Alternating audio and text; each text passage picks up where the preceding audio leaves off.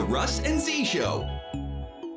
What's up? What's up? What's up? Hey, good morning, y'all. This is Russ and Z with another episode of Yes. Tall Truths and Short Tales from the Basement. Yeah. Want to give a shout out to everyone who tuned in to the first section of the transition episode. Thank y'all so much. Oh, it was awesome. It was awesome. Ben was actually able to help someone with their VA. So shout out to him. Like I said, this is out here to help you guys. Right. Just like I said, just have some information in order to push you guys forward and help you guys kind of get through this transitioning period and have some people that's already experienced it and give you guys kind of a taste of what's going on and what to expect. And then more so, y'all can hear not just our voices, but other people who are saying the same thing. So then we're not so crazy. You know why? Because they saying the same thing. Saying exactly the same. You know, sometimes it's not the message, but the messenger. Sometimes somebody can be saying the right thing, and you just can't hear it. So if you hear it from somebody else, then maybe the person who's trying to tell you the right thing ain't so wrong, huh? There you go. Are we tracking? There you go. The basis of the message is build your boat. There you go. And that's what we want to do.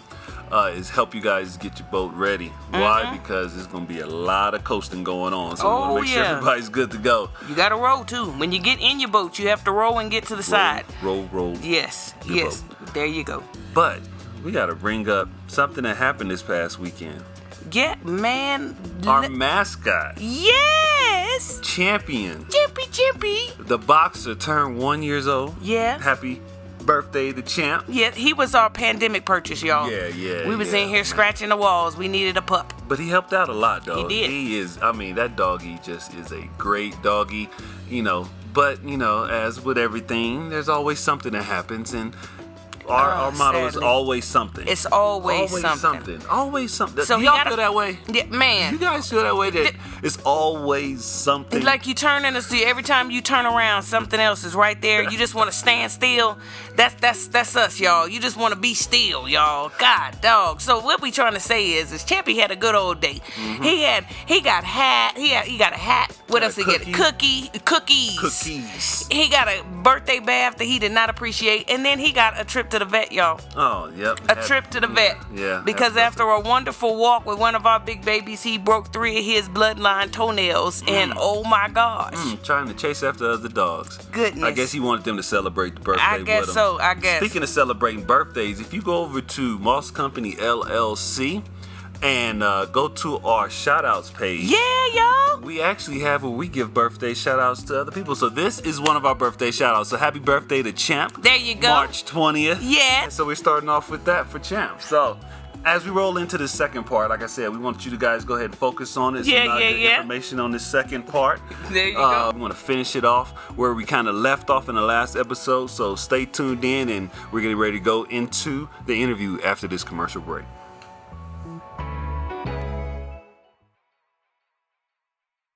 The VA offers so much.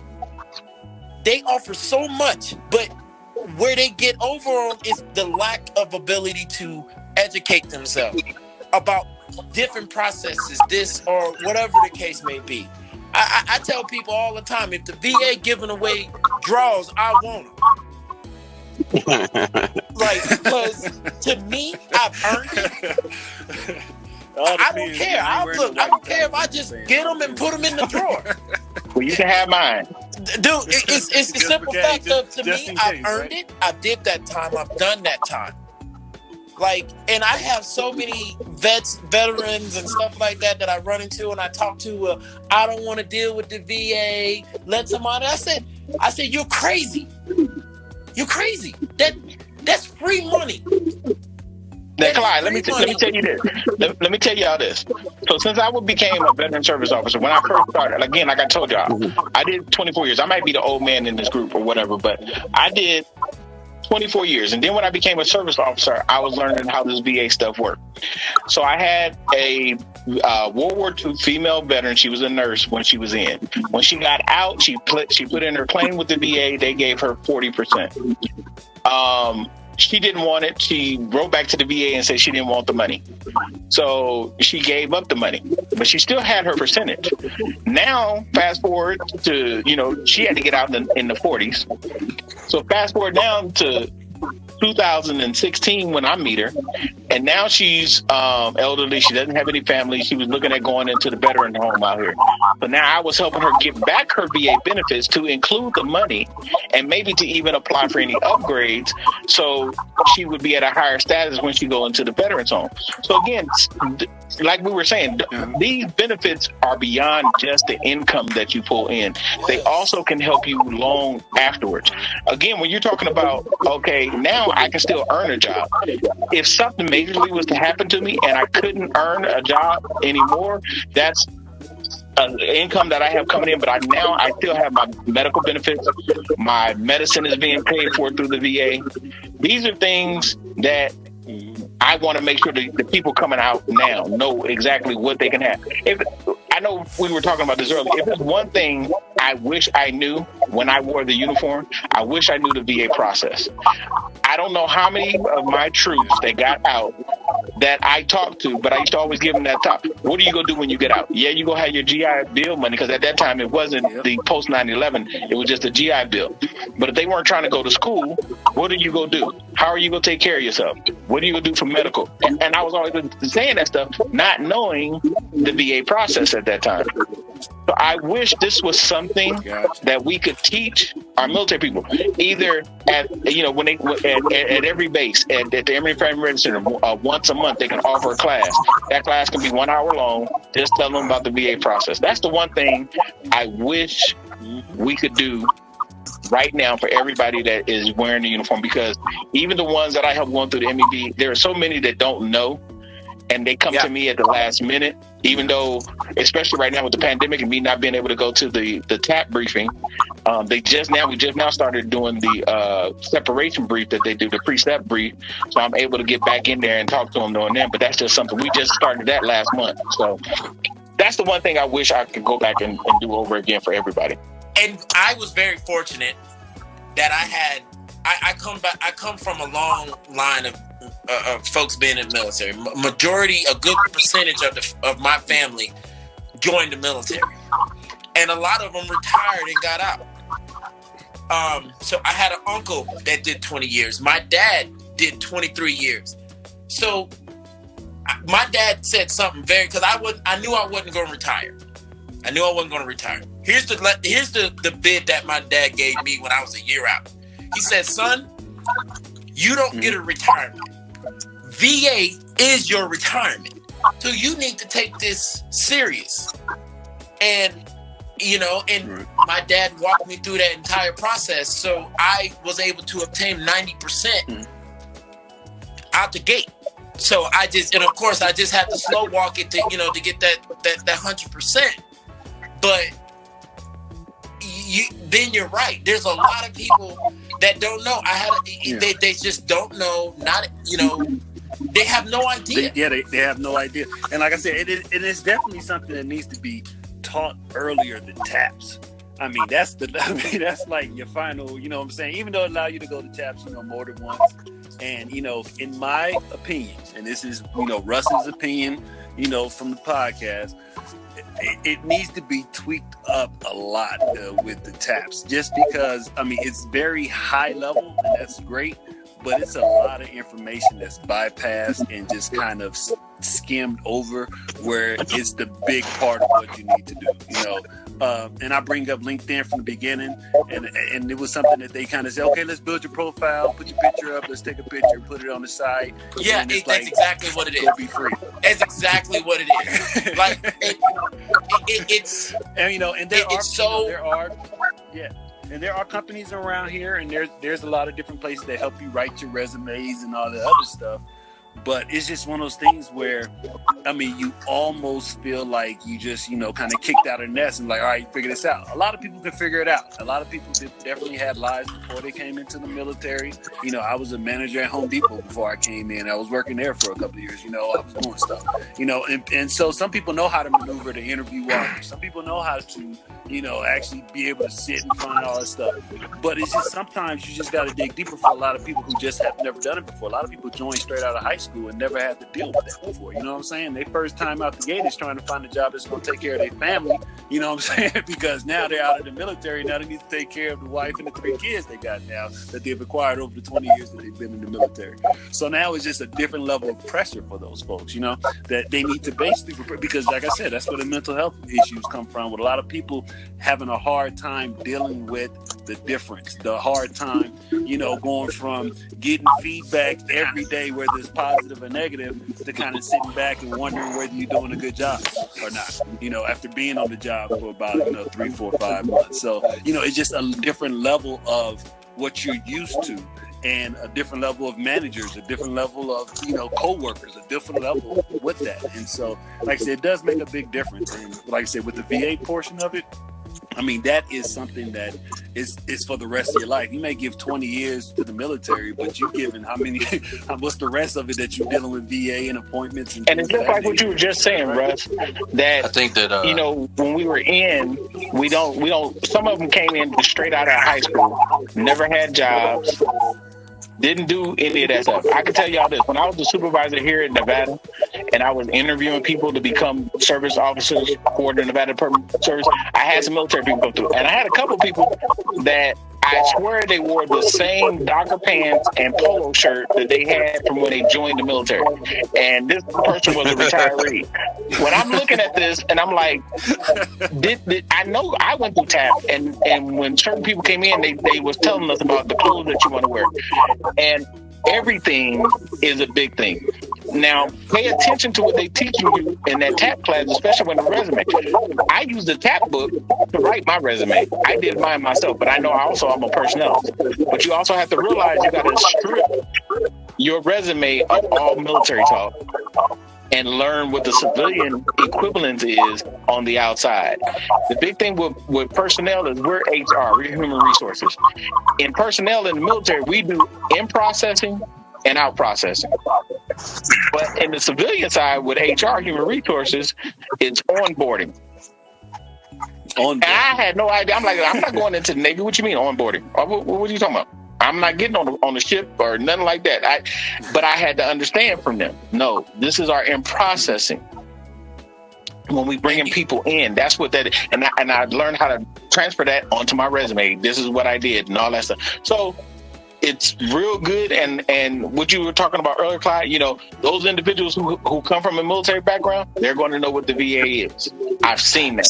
But I really want to reach those that have no military family history, that don't understand what the VA is, like I did. Like I said, my mom and my father served, but my father was dead when I was 11. My sister served, but she passed away when I was 24. So they weren't there to help me out with anything else like that. So I want to help those people too. I also still want to help those members who have all the knowledge, because sometimes they get some bad information or old information. Yeah, and that's a lot of things that to me, in my opinion, that TAP class was not successful for me. To me, the way I viewed that TAP class, it's a filler. It's the military way of saying, yes, we checked the block and gave you some information. Because I had a hard lesson. I thought I had a degree.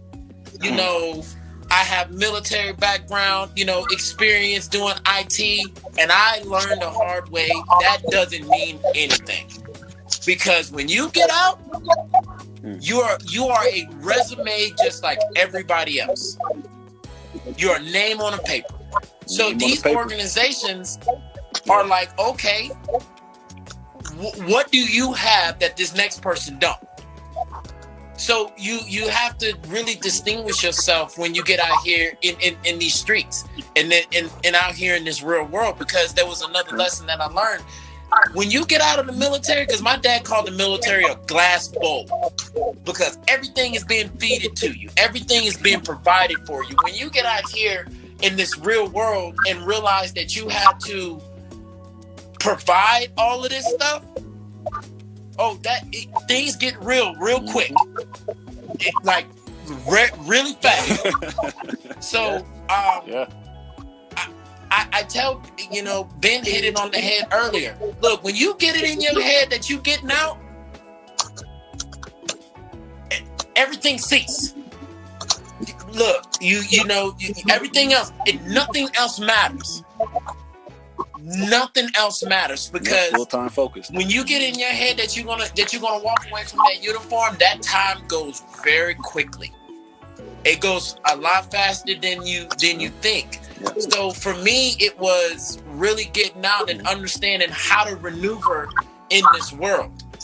Because I don't burn bridges with anyone. Because you never know when you're going to come across this person that has an opportunity that you are looking for. Right. And that's that whole big word with networking. I mean, with just reaching out and just finding information, being able to reach out, send messages, get some information back, that's definitely key. Hey, Russ. Say again? Hey, I just wanted to reach back on that whole VA thing. Go ahead, man. Yeah, definitely. I wish I would have kept better records, I relied on the military to keep my records and to keep good books and everything, and you really are doing yourself a disservice if you do what I did. So keep your own records, make copies and all that stuff, because when you get out trying to find that stuff, it's going to be a problem, or can be. Yeah. And also about the employment thing, I think one of the biggest advantages I had was I interviewed well, and I took classes on doing interviews, job interviews, before I got out, and it enabled me to have really good interviews. And really, I mean, if it's between you and another guy and you have the same certs, that's really what's going to boil down to. Personality, if you got the same degree or whatever.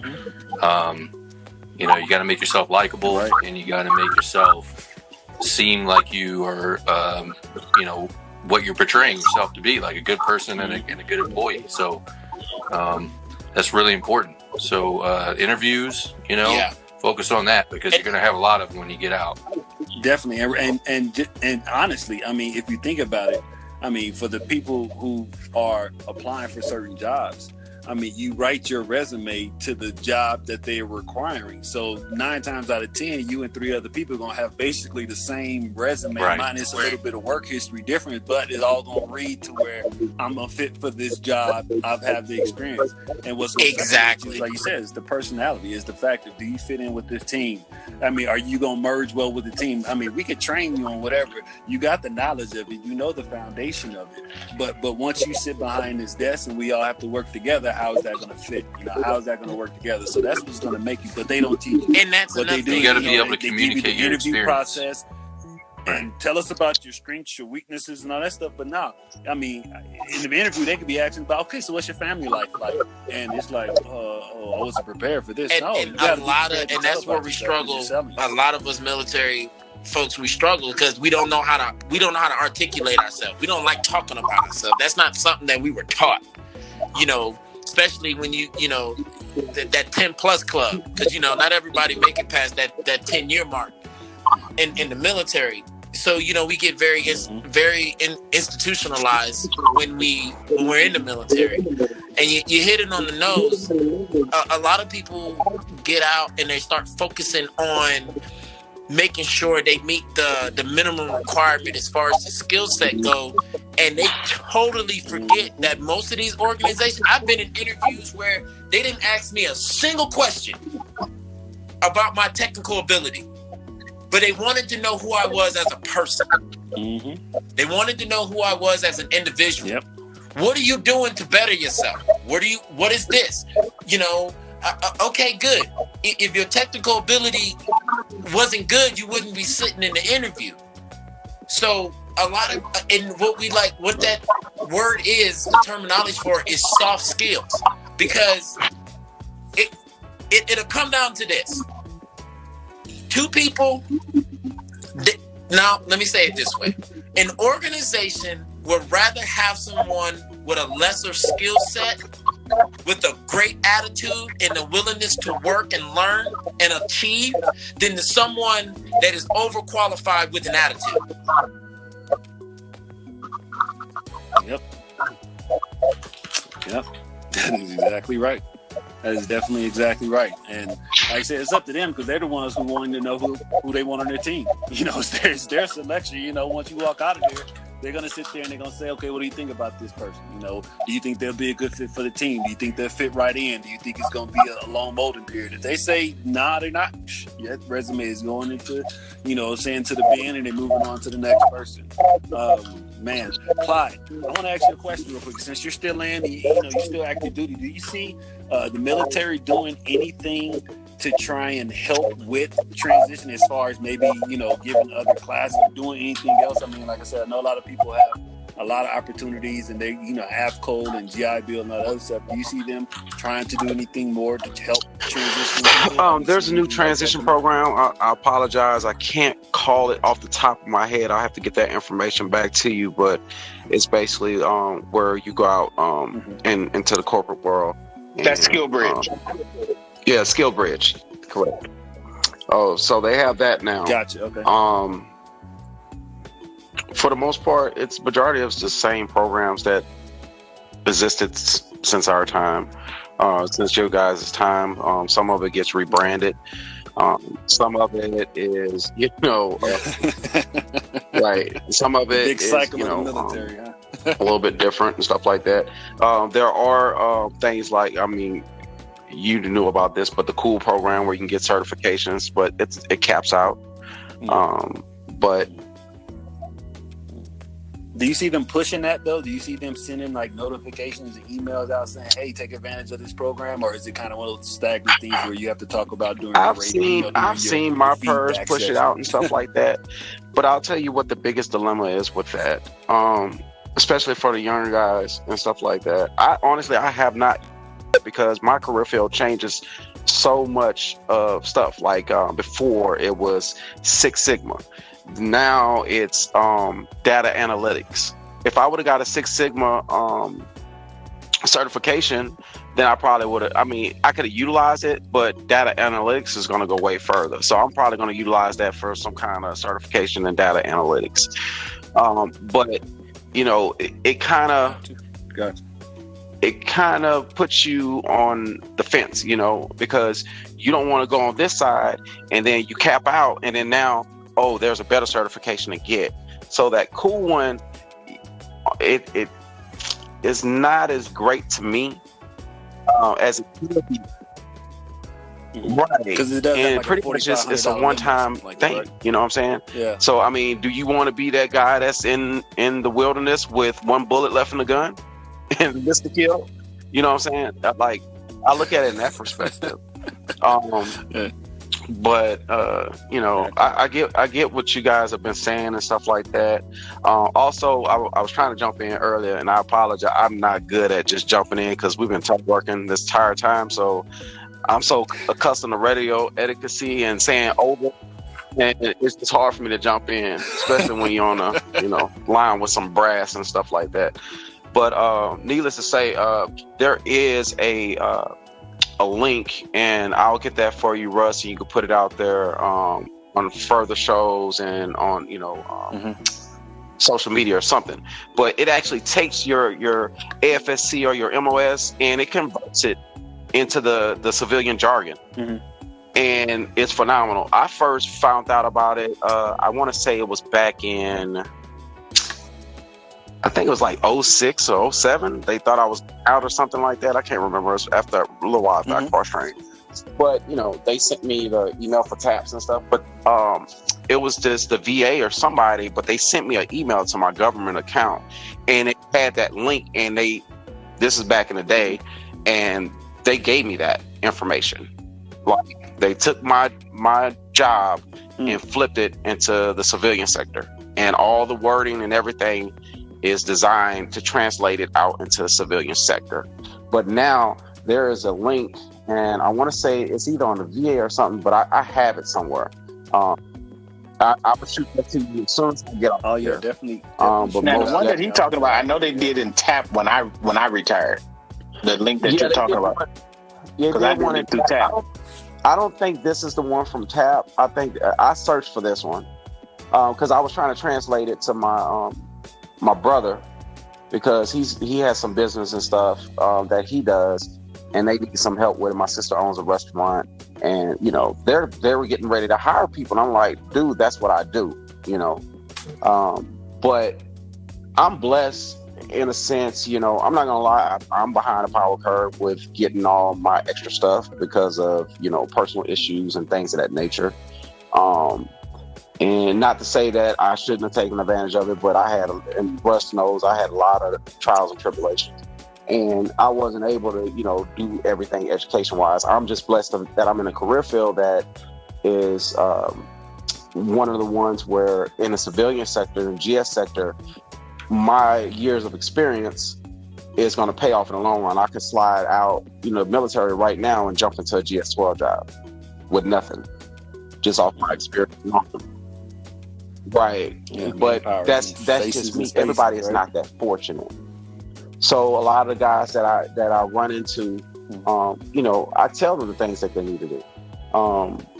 I advise them when they want to cross train out of their jobs, what's the best thing to go into? You know, I don't just push them into my career field, and my career field is always considered constrained. So people always try to jump. We always try to recruit people into it. I try to find things for their best interests and guide them in that way, and ask them what they plan on doing. Right. Do you plan on staying for just, you know, your couple of enlistments, or doing half of your thing? Or are you going 20? What do you plan on doing? What rank do you want to make? And I try to guide them towards that. But because with career fields, that's exactly small. It's because hard to make ranking there, and they need to realize that you know, first time out ain't always, you know what I'm saying? Especially because of how small it is. And so if you only got 300, and so and that's why I'm bigging up the fact of the things that you guys have been saying, because I was one of those individuals when higher tenure hit, when they dropped the higher tenure, the Grim Reaper had his hand on my shoulders. I made E6 at 14 years and 6 months. I basically would have been out of the military in the next 6 months because of higher tenure, when it changed. Right. And then I would have had to get out right at 20. I would have got my retirement and stuff, but I didn't make master. I just made master a little bit over 20, you know, but that's because of my career field. So guys have to look at that. Right. They have to posture themselves. I mean, some of the career fields, yeah, it pays off. They can sit there. You can make, you know, chief or, you know, E8 or E9, you know, easily if they just apply themselves a tiny bit. But those are larger career fields. Now, for the small, constrained career fields, you need to be more tactful. You need to look out for your best interests. And also, like what you guys were saying, not only do guys need to focus on getting their VA benefits, but they need to start that stuff before they even transition out. You can start doing your VA stuff ahead of time. You do not have to wait until, you know, you're on terminal or anything like that. Just like one of you guys said, like about your records taking care of it and stuff like that. I had an old head told me that a long time ago. I had surgeries and stuff. I have an MRI. I got the disc from the place of my MRIs. I had narcolepsy at one time. I have copies of my sleep study. You know, I have copies of the most pertinent information. I have copies of. Yeah, you definitely have to. I mean, because you'll be prepared when it comes to human time. Touch. I mean, people mess up stuff. You just can't help it. So it's one of those things where, I mean, you have people scanning in documents, you know, and you know, it's a bunch of Tim Johnsons out there. So how many, you know what I'm saying? How many documents this wrong person has because they have the same name? It's just one of those things where you definitely got to look out for yourself, and especially those medical forms. Everybody came into the military perfect, right? I mean, everybody came in the military 100%, nothing wrong with them, and everything like that. So it's one of those things. What happened between that day one and the time that you know, walked away from it and said, you know what, I'm done. You know, and that's what has to be captured, because you had your body go through a lot of stuff. You know, pounding the ground, whether you're in the Army and carrying a 50-pound rucksack for 15 miles or you know, whatever the case may be, going up and down the stairs of a C5 all day, every day for years, you know. And so it's just one of those things where your body has taken a toll. And if you haven't made sure that all that stuff is documented well, and you just tried to tough it out, and you just try, I can work through the pain. Okay, wait till you get 65 and you trying to rub Bengay on your knees and trying to put icy hot on your back like you Shaq. Hey, you know what I'm saying? This is one thing I want to tell you, and I'm glad y'all touched on that. Again, y'all realize I do work for the VA now. I do see all that stuff that come through. And, it's not just that you had the condition while you were in service, but it's that you still having the condition when you get ready to get out. Yes, in 2000, you got into a car accident, you had a basketball injury or whatever, but if that leg and everything isn't bothering you today, you won't get service connected for it. But if it is bothering you, you got to make sure you're talking in there. And what I mean by that is I had a chief, when he got out, he was a parachuter. He jumped out of the planes all the time. He had bad knees, bad back, and all that stuff. But when he went to his doctor's appointment, basically, he went there and was thinking they were just going to look at his records and he was going to be good. So he was picking up things, moving his legs as more than he can. Got out in the parking lot, he popping Motrin because he in pain. And then when he got his rating back at 30%, he like, huh? And then when I went over with his exams with him, I was like, Chief, but you went in there and you was telling them you were fine. So if you telling them that your knees are fine now, that's what they go rate you at. They're not worried about how your knees were 15 years ago. The question is, how is their knees today? So just realize that. Yeah, and right. The other thing, like I told them, I tell people with bad backs, bad knees, and stuff like that, they looking at you from the time that you come into that office. So when that doctor calls your name, if he's the one that comes out to get you, or if his nurse is, and they drop their pen, if you normally can't bend over like that, pick that pen over to him and tell him, hey, you dropped your pen. I would pick that up for you, but we're going to be in traction from this point forward. Don't pick it up because now you pick that pen up. If your back is hurting, you bend all the way over, you pick that pen up. You go into the exam room. They examine you. You bending and doing everything that you can. Or you go in there trying to say you can't bend. Well, you just showed them in the lobby that you was able to bend all the way over. So what changed from the time that you got in there? So don't rely on them to read 24 years worth of medical records, 10 years worth of medical records, or even 4 years worth of medical records. You still need to go in there and make sure they understand how your conditions are affecting you now that you're getting ready to get out the military. You got to make sure that you convey that. So that way, when you're in there, this is not the time to be superhero. You're not trying to be Captain Marvel, Captain America. This is your time to let them know. Well, when I'm out doing PT, I'm usually running for about the first mile. I'm slowing down because my ankles are starting to hurt, my calves are starting to hurt, my knees are starting to, whatever it is, let them know. Because if you look at everybody's name that's right here on this call, all our names are different.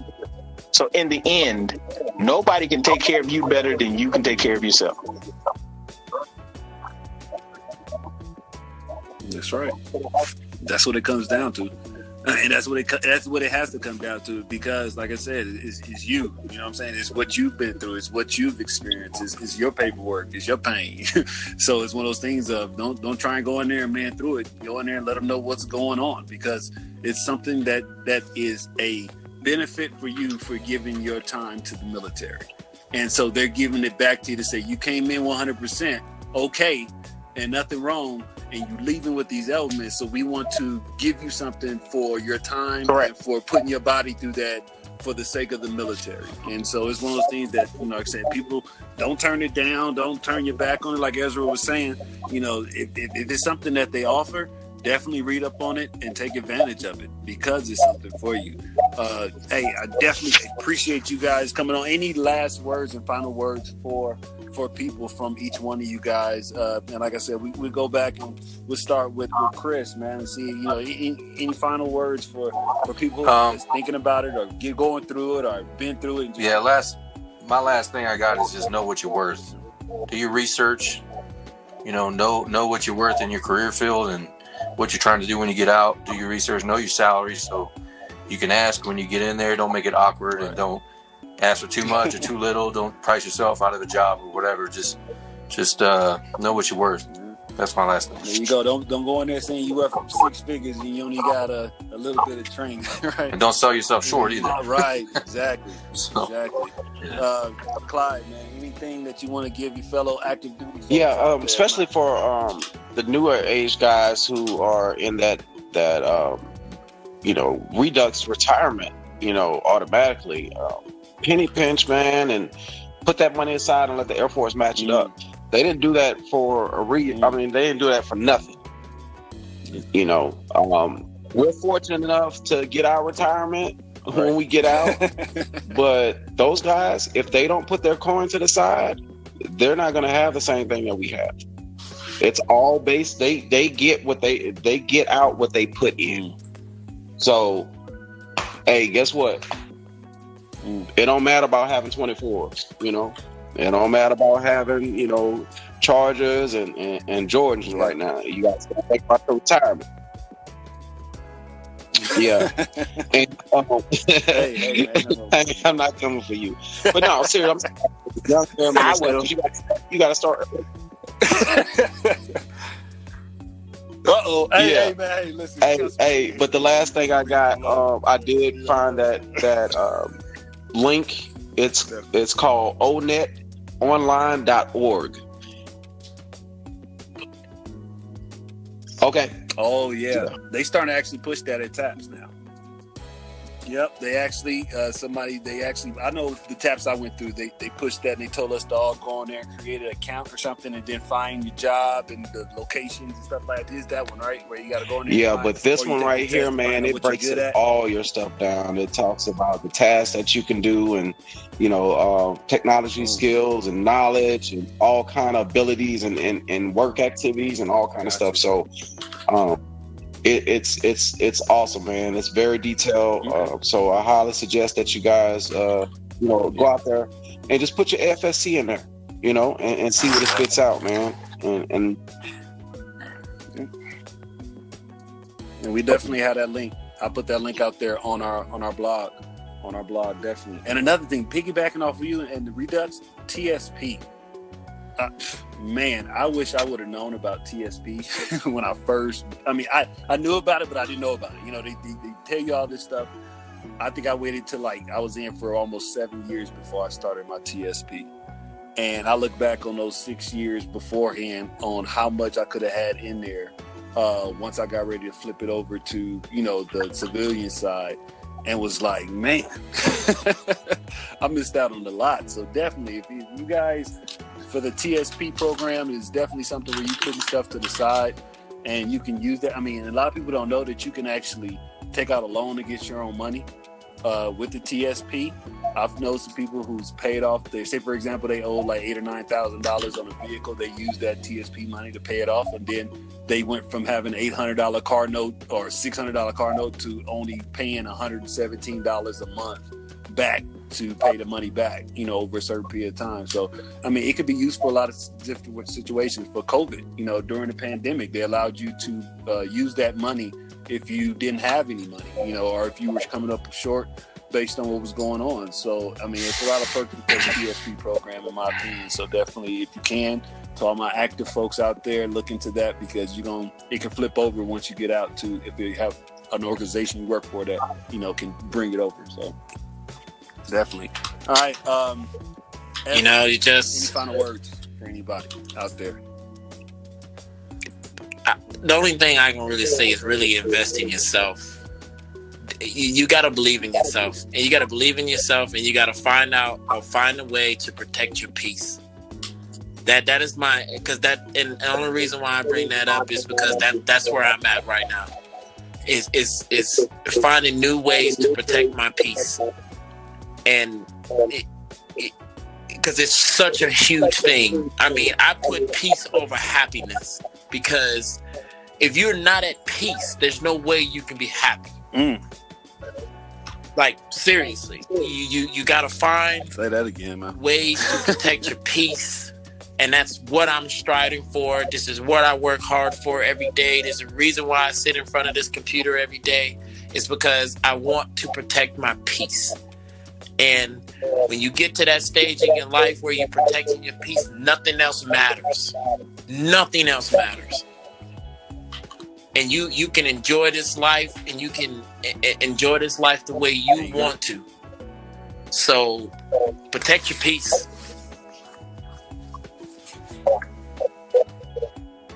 There you There you go. Hey, definitely good information. Shout out. Thank you guys again for coming on here and, like I said, sharing a piece of your experience, telling folks kind of some things that you wish you would have known, because all this information is definitely going to help somebody else out there. I mean, things to pull away from this is get your VA stuff together. Make sure your medical records are, straight. Make sure that you're set up for success before you get out. Because it's one of the phrases that Z you all use all the time. Build your boat, and it's one of those things, preparing for whatever happens. And so it's just making sure that you're ready. Some people may have family that depending on them, and you just don't want to, like I said, just walk out off a cliff and just try to figure it out, when there's opportunities to learn, opportunities to just get the information that you need in order to be successful. So, like I said, thank you guys again for coming on the show and sharing your experiences. Definitely want to, like I said, give you guys a shout out. And this information all is going to be available online on the blog. And after this commercial, we'll be right back.